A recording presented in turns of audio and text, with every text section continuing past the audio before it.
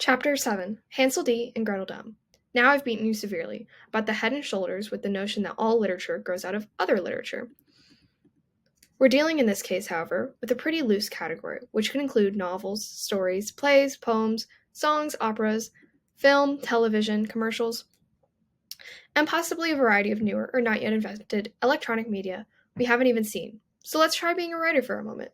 You want to borrow from some source to add a bit of flesh to the bare bones of your story? Who are you going to call? Actually, Ghostbusters is not a bad answer. In the short run, will people in 100 years, though, be able to be conversant with the film media of the 1980s? Maybe not, but they'll get it right now. If you want topical renaissance, current film or television may work fine, although the frame of reference, as well as the staying power, might be a little limited.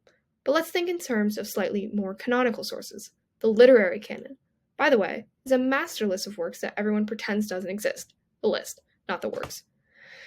But that we all know matters in some important way. A great deal of argument goes into what, and more important, who is in the canon, which is to say, whose work gets studied in college courses. This being America and not France, there's no academy that actually sets a list of canonical texts. The selection is more de facto. When I was in school, the canon was very white and male. Virginia Woolf, for example, was the only modern British woman writer who made the cut a lot of schools. Nowadays, she'll likely be joined by Dorothy Richardson, Mina Loy, Stevie Smith, Edith Sitwell, or any number of others. The great list of writers, or great works, is fairly fluid. But back to the problem of literary borrowing. So among traditional works, whom should you borrow? Homer. Half the people who read that name will probably think of the guy who says dough. Have you read the Iliad lately? Do they read Homer in Homer, Michigan? Do they care about Troy in Troy, Ohio? In the 18th century, Homer was a sure bet, although you are more likely to read him in translation than in Greek, but not now. If you want most of your readers to get the reference, that's not a reason to not cite Homer, by the way, only a caution that not everyone will get the message. Shakespeare, then? After all, he's been the gold standard for allusion for 400 years and still is. On the other hand, there's a highbrow issue. He may turn off some readers who feel you're trying too hard. Plus, his quotes are like elder persons of the other sex. All the good ones are taken. Maybe something from the 20th century. James Joyce, definitely a problem. So much complexity. T.S. Eliot, he's all quotes from elsewhere to begin with. One of the problems with the diversification of canon is that modern writers can't assume a common body of knowledge on the part of their readers. What readers know varies so much more than it once did.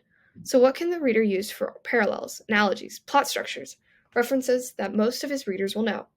Kitty Lit. Yep, Alice in Wonderland, Treasure Island, the Narnia novels, The Wind in the Willows, and The Cat in the Hat. Goodnight Moon. We may not know Shylock, but we know Sam I Am, fairy tales too, although only the major ones. Slavic folktales, those darlings of the Russian formalist critics of the 1920s, don't have a lot of currency in Paducah, but thanks to Disney, they know Snow White from Vladosiak to Valdosta, Sleeping Beauty from Sligo to Salnias. The added bonus here is the lack of ambiguity in fairy tales. While we might not know quite what to think about Hamlet's treatment of Ophelia or the fate in the Laertes, we're pretty darn sure what we think about in The Evil Stepmother or Rumpelstiltskin. We kind of like the idea of Prince Charming or the healing power of tears. Of all the fairy tales available to the writer, there's one that has more drawing power than any other, at least of the late 20th century.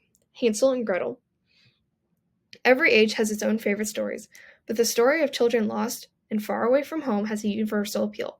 For the age of anxiety, the age when blind faith sang, "Can't find my way home," the age of not just lost boys, but lost generations, H&G has to be the preferred story.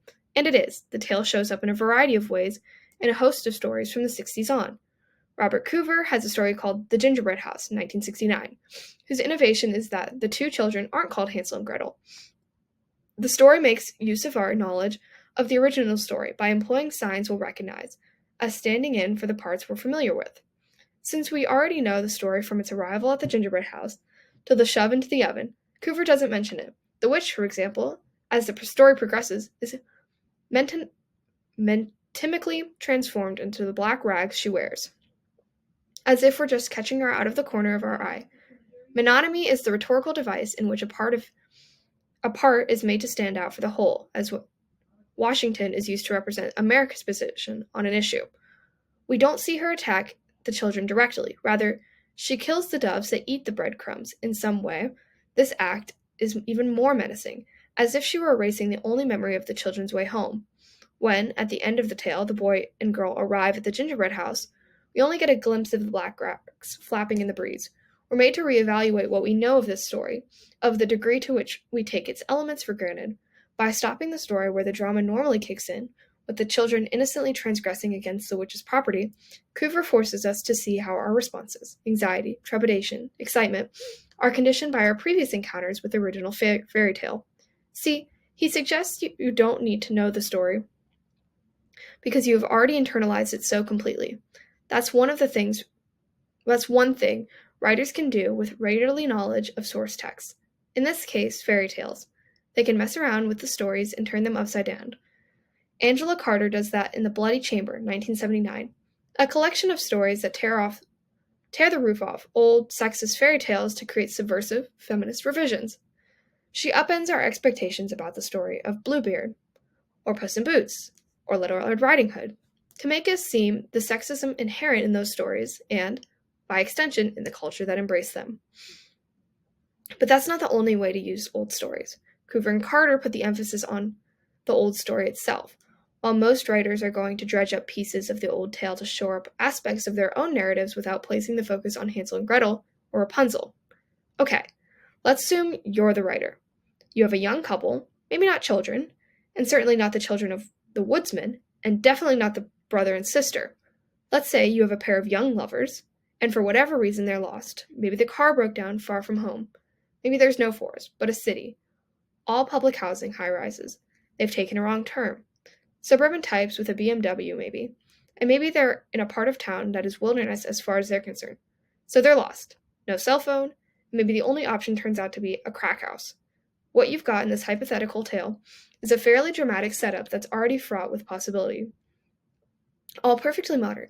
No woodcutter, no breadcrumbs, no gingerbread. So why dredge up some moldy old fairy tale? What can it possibly tell us about the modern situation? Well, what elements do you want to emphasize in your story? What features of the plight of these young people most resonates for you? It might be the sense of lostness, children too far from home, in a crisis not of their own making.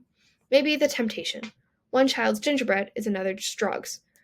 Maybe it's having to fend for themselves, without their customary support network. Depending on what you want to accomplish, you might choose some prior fairy tale, in our case, H and G, and emphasize what you see as corresponding elements in the two tales. It may be pretty simple, like the guy wishing they had a trail of breadcrumbs because he missed a turn or two back there and doesn't know this part of town, or the woman hoping this doesn't turn out to be the witch's house. Here's the good deal for you as the writer. You don't have to use the whole story. Sure, it has X, Y, and B, but not A and C and Z. So what? We're not trying to recreate the fairy tale here. Rather, we're trying to make use of details or patterns, portions of some prior story, or, once you really start thinking about, like a professor, prior text, since everything is a text.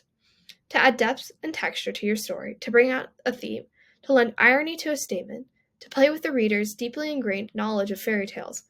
So use as much or as little as you want. In fact, you may invoke the whole story simply by a single small reference. Why? Because fairy tales like Shakespeare, the Bible, mythology, and all other writing and telling belong to one big story. And since we are old enough to be read or propped up in front of a television, we've been living on that story and on its fairy variants. Once you've seen Bugs Bunny or Daffy Duck in a version of one of the classics, you pretty much own it as part of your own consciousness. In fact, it'll be hard not to read the Grimm brothers and not think the Warner brothers. Doesn't that work out to be sort of ironic? Absolutely. That's one of the best side effects of borrowing from any prior text. Irony, in various guises, drives a great deal of fiction and poetry, even when the work isn't overtly ironic or when the irony is subtle. Let's face it, those two clandestine lovers are hardly babes in the woods. But maybe they are. Socially out of death in this part of town, morally misguided, perhaps, lost and in danger. Ironically, their symbols of power, BMW, Rolex watch, money, expensive clothes, doesn't help them a bit and actually makes them more vulnerable. Finding their way and avoiding the witch may be as hard for them as the two pint-sized ventures of the original, so they don't have to push anyone into an oven or leave a trail of crumbs or break off or eat any of the siding, and they probably are far from innocent. When fairy tales and their simplistic worldview crop up in any connection with our complicated and morally ambiguous world, you can almost certainly plan on irony.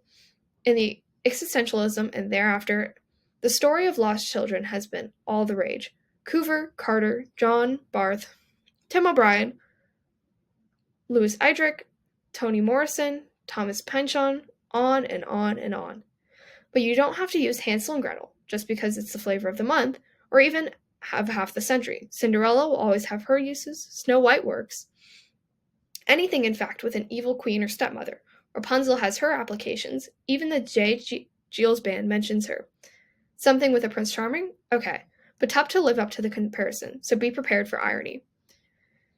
I've been talking here as if you're the writer, but you know, and I know, that we're really readers, so how does this apply?